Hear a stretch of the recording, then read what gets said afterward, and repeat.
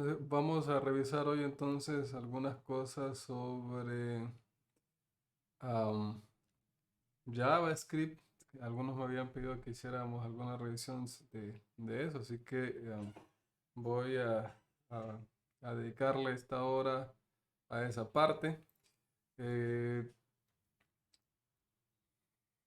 Esto es un resumen, desde luego. En el campus virtual ustedes pueden encontrar una presentación que creo que es un poco más amplia. Ah, Sin embargo, pues vamos a dedicarle algo de tiempo a esta parte. ¿Ok?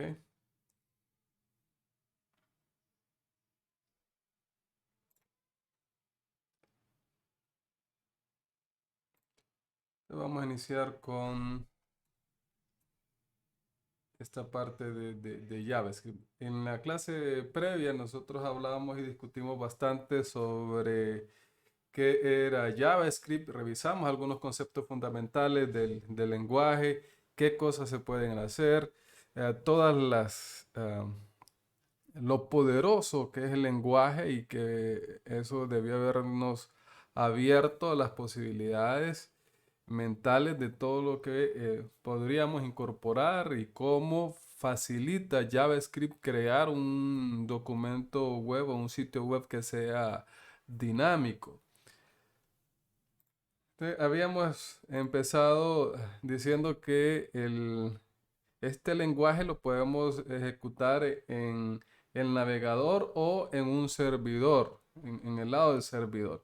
Cuando se ejecuta en el lado del navegador, el navegador puede ser Chrome, Safari, Firefox, Opera o cualquier otro que ustedes conozcan por ahí.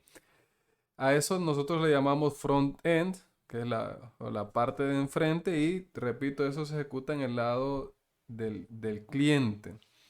Sin embargo, podemos utilizar también JavaScript para que funcione en el lado del servidor, es decir, en la computadora o hardware específico que aloja nuestro sitio web. Cuando hablamos del navegador, en el mismo navegador está el motor de JavaScript. El motor de JavaScript es el que se encarga entonces de agarrar el código que nosotros hayamos escrito e interpretarlo, e interpretarlo para que pueda ser finalmente ejecutado, repito, en el lado de nuestro cliente. El motor de JavaScript tiene que apegarse a un estándar. Los estándares están definidos y hay diferentes versiones de estándares y eso ha creado o ha permitido que varias organizaciones y empresas puedan construir motores que se apeguen y que por lo tanto ejecuten JavaScript. Dentro de ellos está V8, que es producto del proyecto Chromium, du- eh, propiedad de Google, y basado en V8 y en el proyecto Chromium, tenemos navegadores como Chrome, que por lo tanto tienen dentro de su navegador el motor V8, lo mismo que Edge, y creo que Safari también utiliza como base V8. Sin embargo, Mozilla, que se encarga del desarrollo de Firefox, tiene un motor que se llama SpiderMonkey. Entonces, cualquiera de ellos va a interpretar correctamente nuestro código escrito para JavaScript y lo va a ejecutar en el lado del navegador. Sin embargo, hubo alguien por allí que dijo, bueno, tenemos que aprender JavaScript para poder trabajarlo en el lado de nuestro cliente, en el navegador. Pero cuando nos toca programar para el servidor, tenemos que aprender un nuevo lenguaje. Entonces lo que hizo fue agarrar este proyecto de V8 y lo convirtió en lo que ahora nosotros conocemos como Node, de tal manera que Node es capaz de interpretar y ejecutar código de de JavaScript, ahora ya no en el navegador, sí, perdón, no en el, sí, no en el navegador o el cliente, sino que en el lado del servidor. Entonces, podemos utilizar JavaScript para ambas localidades. Podemos usarlo en el navegador o podemos usarlo en el servidor, es decir, en el lado del cliente o en el lado del servidor. Vamos a ver ahora un poco cómo funciona esto en nuestra consola. Déjenme por un ratito tener acá.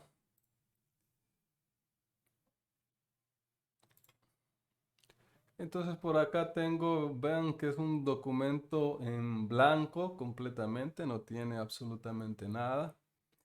Y ustedes pueden abrir la consola si le dan clic, luego inspeccionar y aquí arriba les va a aparecer la parte de la consola. Y la interfaz puede cambiar un poco dependiendo del navegador que ustedes tengan. Sin embargo, todos los navegadores ofrecen estas herramientas para desarrollador que nos permiten acceder al, a la consola y por lo tanto podemos tener un acceso directo a una ejecución de JavaScript. ¿A qué me refiero? Entonces, ven, estamos aquí en la consola y yo aquí directamente puedo escribir código de JavaScript y se va a ejecutar directamente. ¿Cómo qué? Bueno, puede ser simplemente una operación matemática, ¿ok? Como 2 más 2, ¿ok? Que es simplemente 4. O puedo decir console.log. Es simplemente una función para mandar a escribir en la consola. um, Hola mundo. Que cada una de estas es una instrucción. Así que debería terminar con punto y coma. Ah, perdón, es console, no console. Console.log. Hola mundo. Y vean que por acá entonces ya eh, se imprime el mensaje que hemos especificado en esta cadena de texto. En una clase previa creo que habíamos visto esta función alert que, que lo que hace es mostrar justamente esta ventanita de acá. Creo que no se alcanza a ver muy bien por allí, pero lo que hace es mostrar justamente el mensaje que nosotros le hayamos indicado. Vean que todo esto lo estamos haciendo directamente, directamente en nuestra consola de, de JavaScript y por lo tanto no necesitamos una instalación diferente, sino que todo lo podemos realizar directamente en, en el navegador. Por supuesto, no es parte de lo que nosotros esperamos el tener am, que estar escribiendo el código directamente en la consola, sino que podemos hacerlo o verlo directamente o escribir nuestro código directamente en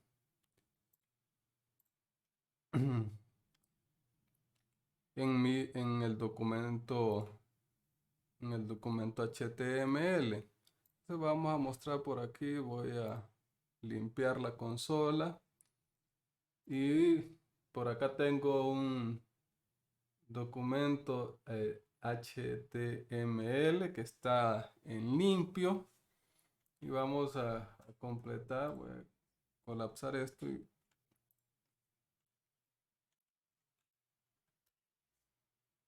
entonces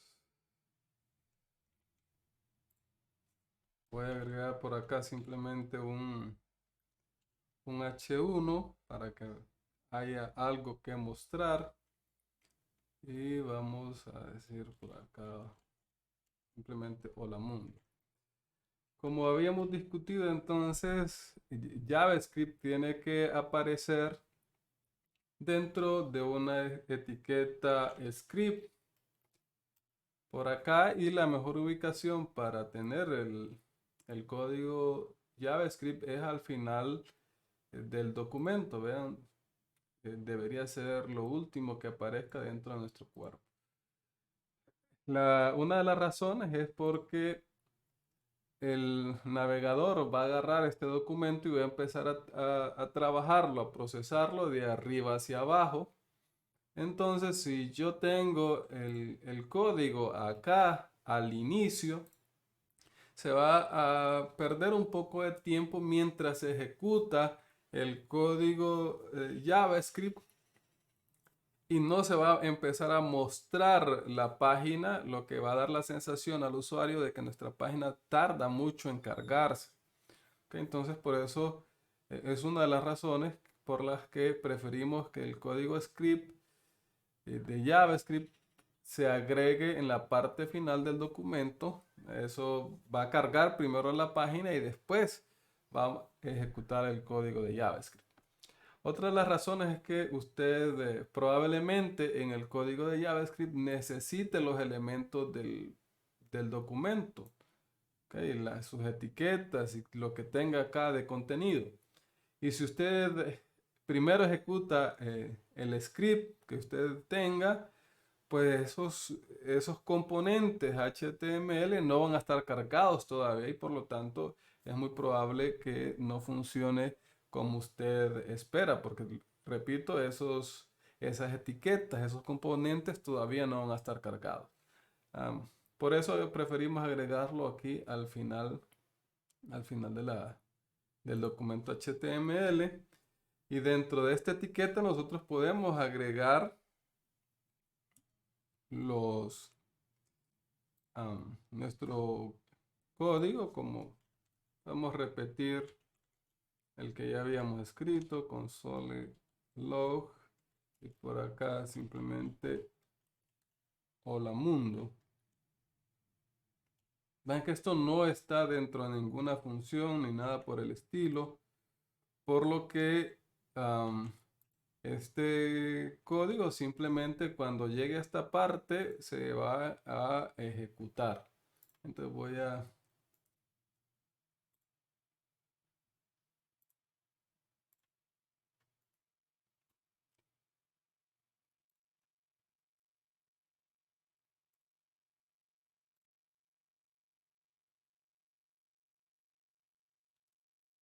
vamos a verlo por acá. Voy a cerrar esto para que no nos estorbe. Y pueden notar que aquí ya aparece nuestro hola mundo en la consola. ¿Ok? Por acá también podríamos aprender a declarar variables, que son parte de las cosas que ya habíamos visto.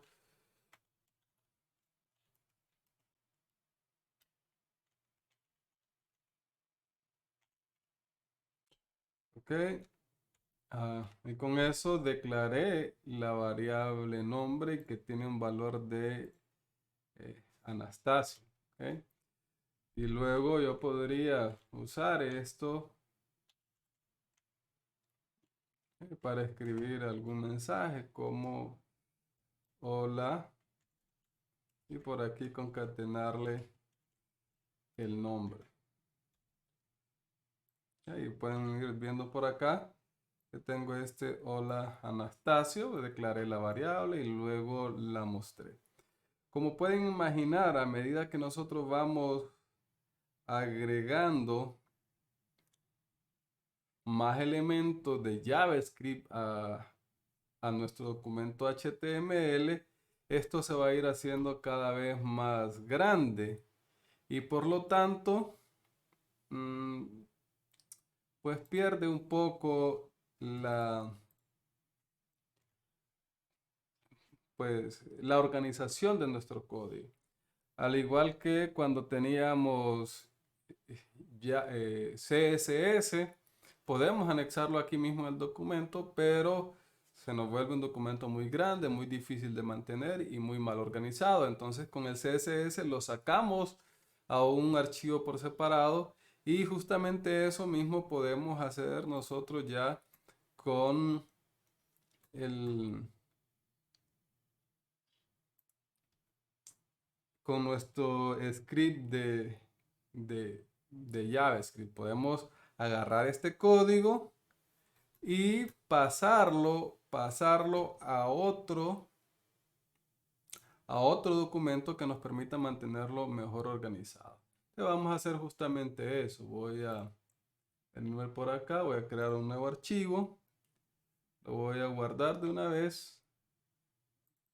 en- Creo que no lo están viendo por ahí. Vamos a guardarlo. Aquí tengo una carpeta que se llama JS y voy a darle un nombre por acá. Script ejemplo. Punto JS. Lo vamos a guardar. Entonces ya lo tenemos acá. Pueden notarlo. Dentro de la carpeta JS tengo este archivo que está aquí. Ahora puedo copiar todo esto.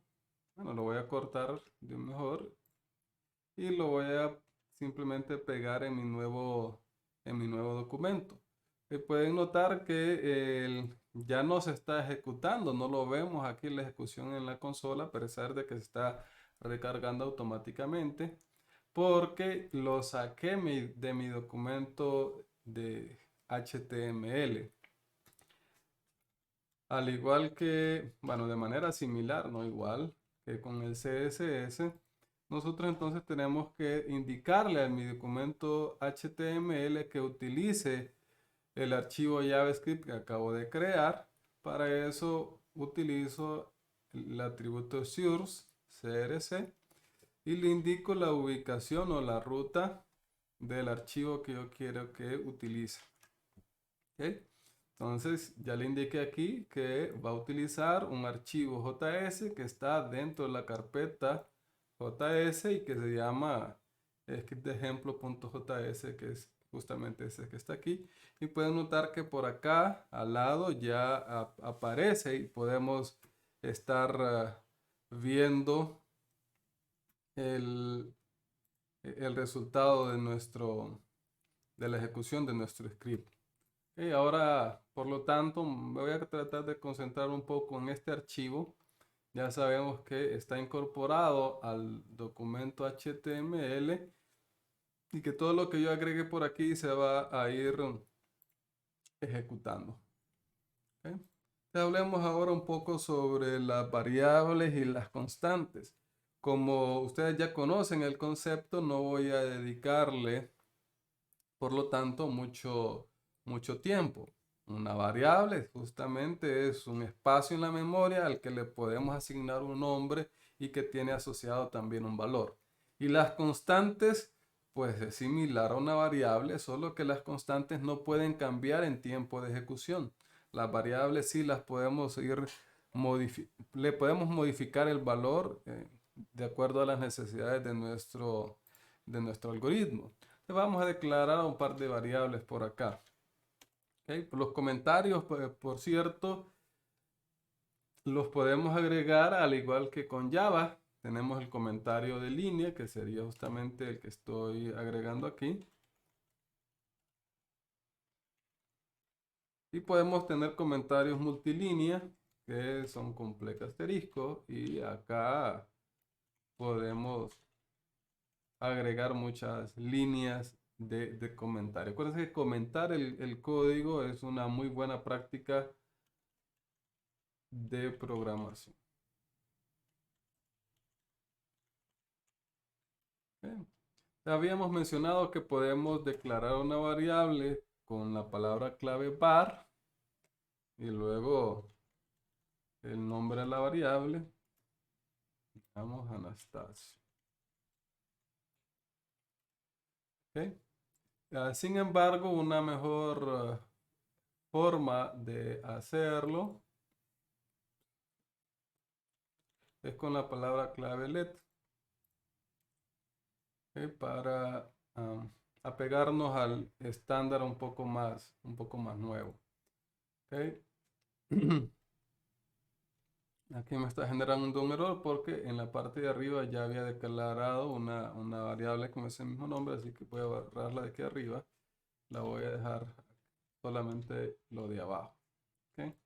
Entonces tengo este nombre, que es Anastasio. Como es una variable, yo puedo cambiar posteriormente el valor de esa variable y voy a llamarle a esta Pancracio, ¿ok? Y voy a mandarlo a mostrar y voy a decir console.log. Pueden notar que no ha habido ningún problema, es una variable y yo puedo modificarla ah, en tiempo de ejecución, ¿ok? Voy a crear entonces, eh, no se ha generado ningún error y se está imprimiendo correctamente el pancracio. ¿Qué pasa si yo declaro una constante y trato de modificarla? Entonces las constantes las declaramos anteponiendo const al nombre. Le voy a llamar a esta pi y voy a decir que simplemente 3.14. ¿Ok? Si mando a escribirla ahorita, pues no va a haber ningún problema.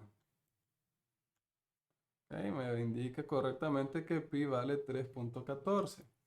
Sin embargo, como es una constante, esta yo no la puedo cambiar en tiempo de ejecución. Dice usted, yo quiero usar un valor más exacto y voy a decir que es 3.1416. ¿Ok? Y ahora me indica que aquí hay un error, que estoy tratando de asignar un valor a una constante y que es en la línea número 15. Justamente esta línea de acá en la que estoy intentando asignar un nuevo valor a una constante. Entonces eso no se puede hacer.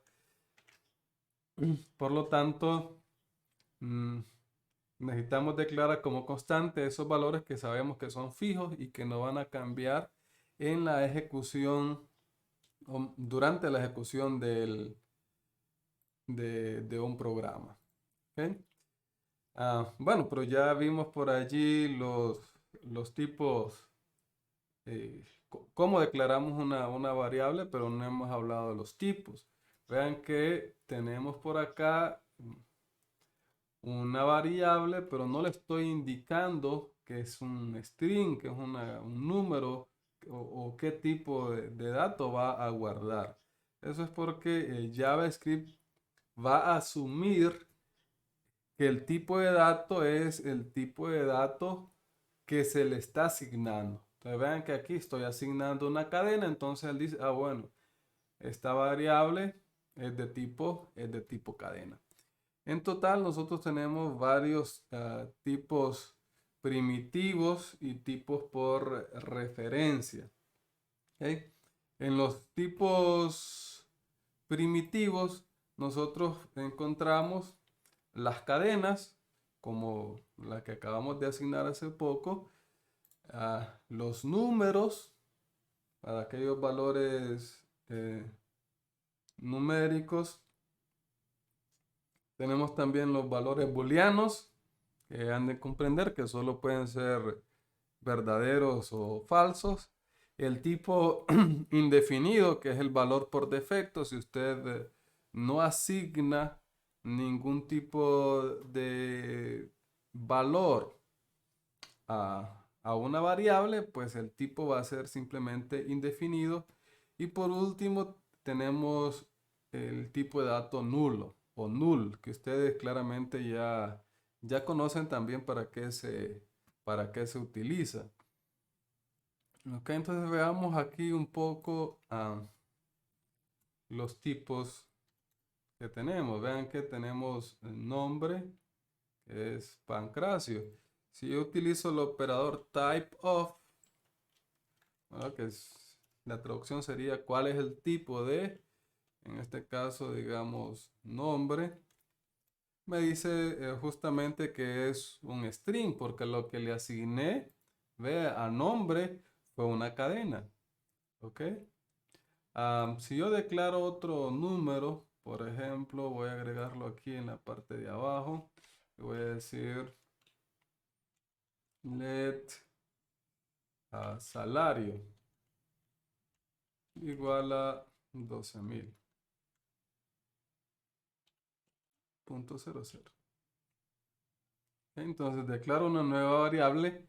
Como estoy asignando un valor numérico, lo que podemos esperar es que el tipo de dato sea pues un tipo de dato number o un número, un valor numérico. Lo mismo podríamos verificar con los datos booleanos, etc. ¿Ok? Pero probemos simplemente con edad. Vean que no he asignado ningún valor. Por lo tanto, edad no tiene tipo y a eso se denomina indefinido o un tipo de dato no definido para edad porque no le ha asignado ningún valor. Por lo tanto, JavaScript no puede saber qué tipo de dato va a alojar esta variable. ¿Ok? Lo otro importante es que en JavaScript como es un tipo dinámico, un lenguaje dinámico, las variables no tienen un tipo definido de forma estricta y por lo tanto pueden mutar durante la ejecución del código. Yo sé que ustedes lo que conocen es Java. En Java, si usted declara un entero, esa variable es entero hasta que se muera. Sin embargo, hasta que la variable muera, ¿verdad? Sin embargo, en JavaScript nosotros podemos cambiar el tipo de dato con simplemente asignarle un tipo un, un tipo diferente. ¿Ok? Si decimos nombre igual a, esto obviamente no tiene mucho sentido, pero digamos que le asignamos a nombre el valor de 10. Vean que nombre nace como una cadena porque estamos asignando un valor de tipo cadena aquí en la parte de arriba. Luego lo cambiamos, pero le seguimos asignando un valor de tipo cadena, por lo tanto nombre sigue siendo una variable de tipo cadena. Sin embargo, aquí abajo, la variable nombre recibe un valor numérico, por lo tanto, si probamos por acá y decimos type of nombre, nos va a decir ahora que es un número, ¿ok? Porque mutó, cambió durante la ejecución del código y por lo tanto ya dejó de ser una cadena y ahora se convirtió en un número. Eso, eso es lo que tenemos por ahí. ¿Ok? Pero también tenemos tipos por referencia. En los tipos por referencia encontramos los arreglos, los objetos y las funciones. Arreglos, objetos y funciones. Vamos ahora entonces a hacer algunos ejemplos con esta parte. ¿Ok? Vamos a comenzar con los arreglos. En un arreglo, si ustedes recuerdan el concepto de arreglo, podemos tener varios elementos agrupados en, en un solo objeto.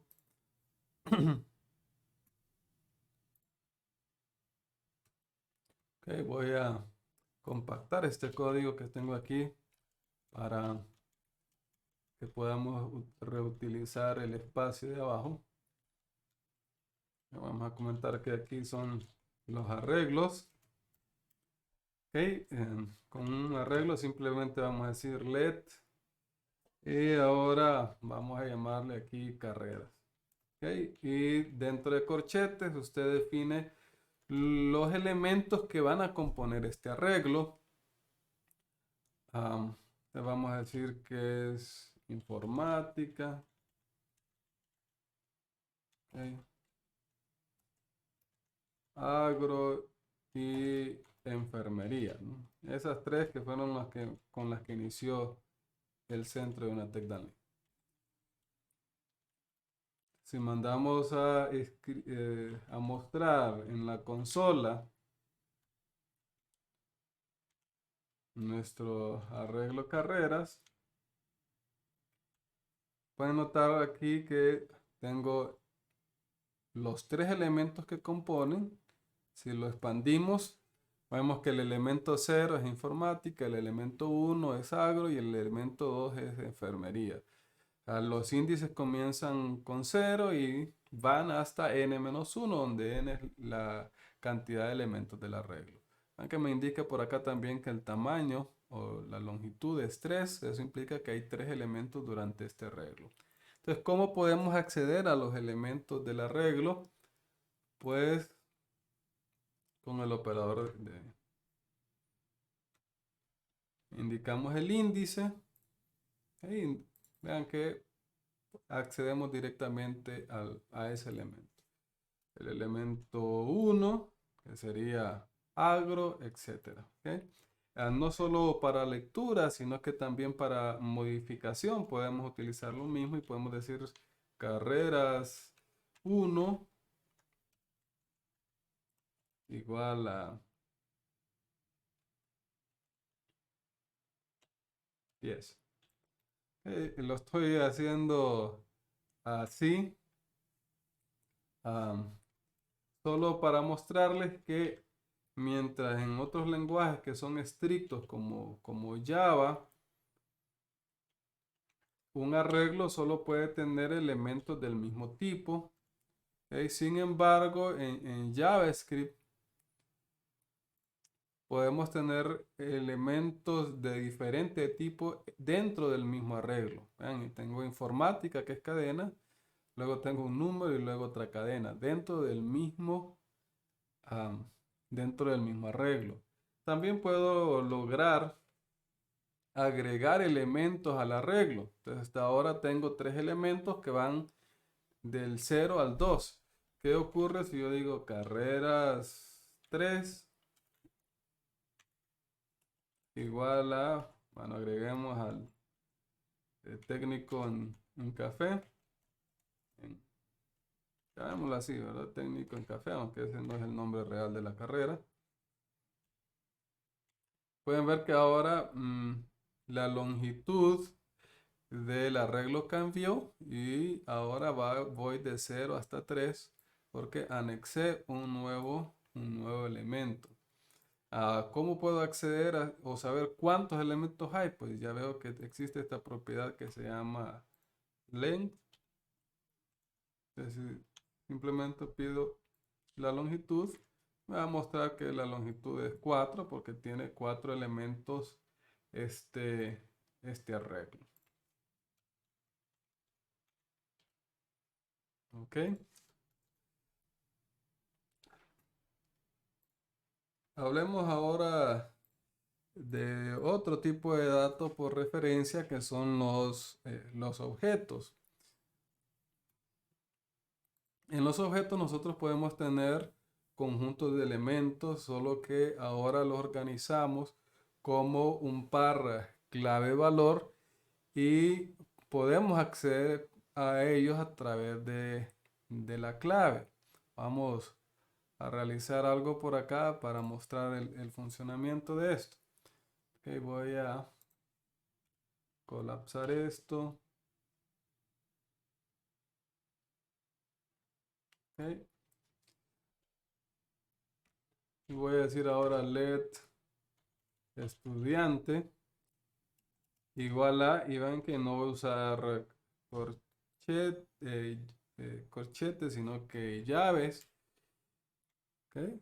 Voy a escribir aquí una sola vez el punto y coma antes de que se me olvide.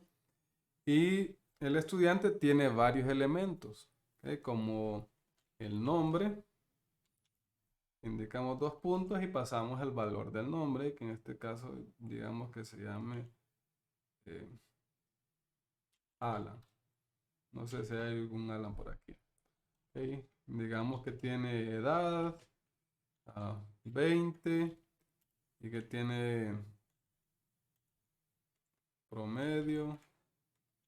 Bueno, el 20 es un valor numérico, así que lo puedo especificar como un número. Y promedio, digamos, 25.4. Ok, y llamémosle aprobó eh, falso. Entonces vean que tengo este elemento, este objeto que se llama estudiante y que va a tener estos elementos. Si yo mando a escribir um, console.log y agregamos por acá nuestro estudiante, lo pueden ver por acá, que tiene todos estos elementos. Aprobó, falso, edad 20, nombre Alan, promedio 25.4 y que es de tipo object. ¿Ok? Si yo escribo type of estudiante, me va a decir que es un objeto. ¿Ok? Como ya lo esperábamos. Ahora, ¿cómo accedo a estos elementos internos de mi objeto?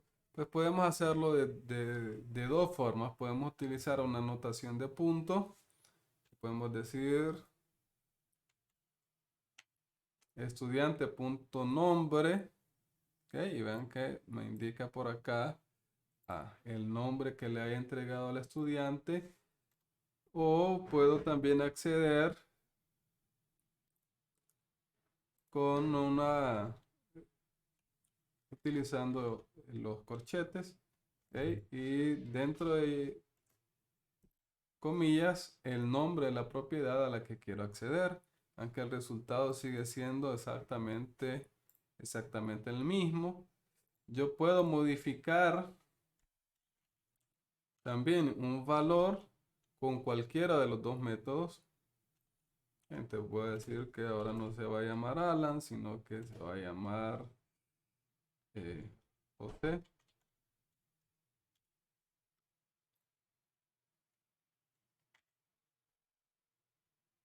Ups, console de escribir. Lo que estoy tratando de modificar es estudiante, entonces estudiante.nombre, José. Y vean que por acá me lo cambio correctamente, ok, con cualquiera de los dos métodos.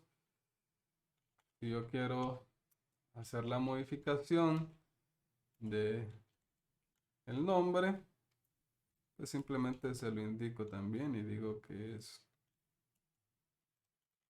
María.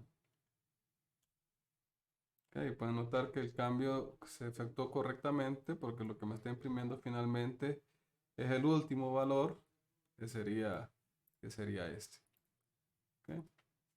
Así podemos tener nuestros objetos. No hace falta revisar todavía un elemento y ese elemento son las funciones. De estas creo que ya, si recuerdo bien, habíamos empezado a hacer algunas cosas en una clase previa. ¿Ok? Habíamos discutido ya que para declarar una función en JavaScript lo hacemos con la palabra clave función,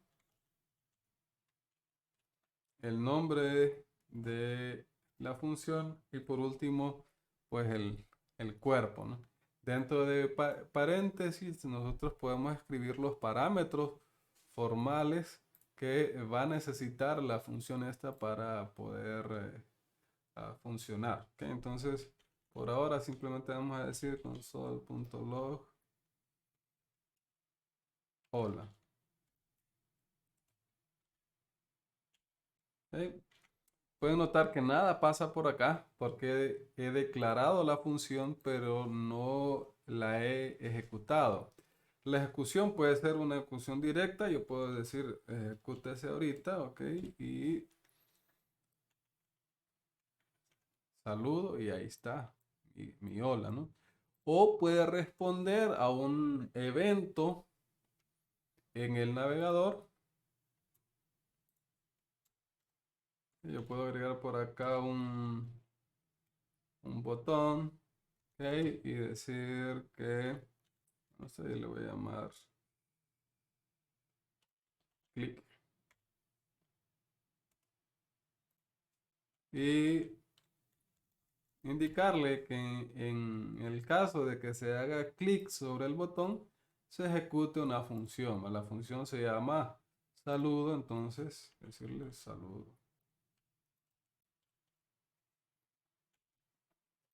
Entonces ya sea que le demos clic al botón acá o que mandemos a ejecutar la función directamente, pues la función se va a ejecutar.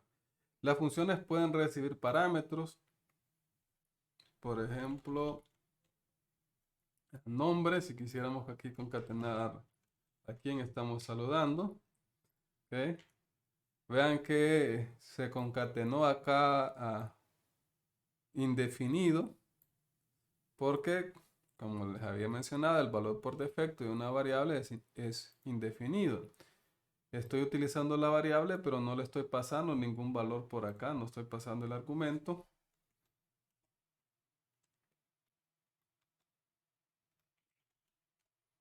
Si le paso el valor de Juan, pues ahora sí me va a ejecutar el saludo correctamente diciendo simplemente hola, hola Juan. ¿Ok? Porque es el parámetro que le he indicado que va a recibir por acá. Las funciones también pueden retornar un valor. Por ejemplo, podemos crear por acá una nueva función que se llame triple. ¿Ok? Que reciba un número y que simplemente retorne 3 por n. ¿Ok? Vean que recibe un parámetro y devuelve el triple de ese parámetro. Podemos llamar a que se ejecute la función, digamos, para que lo muestre y decir, calcúleme el triple de 3 y me indica por acá que es 9. Desde luego, dentro de esta función puede ir cualquier cantidad de cosas, todo lo que usted se pueda imaginar. Pueden recordar que en, en JavaScript tenemos a nuestra disposición una gran cantidad de estructuras que nosotros podríamos utilizar, como el if, ok, que no le dedico tiempo porque son estructuras que ustedes ya conocen, ok, o el while, el for, el for each, ok, etcétera. A todas esas estructuras que ustedes ya conocen y que están disponibles por acá también, con una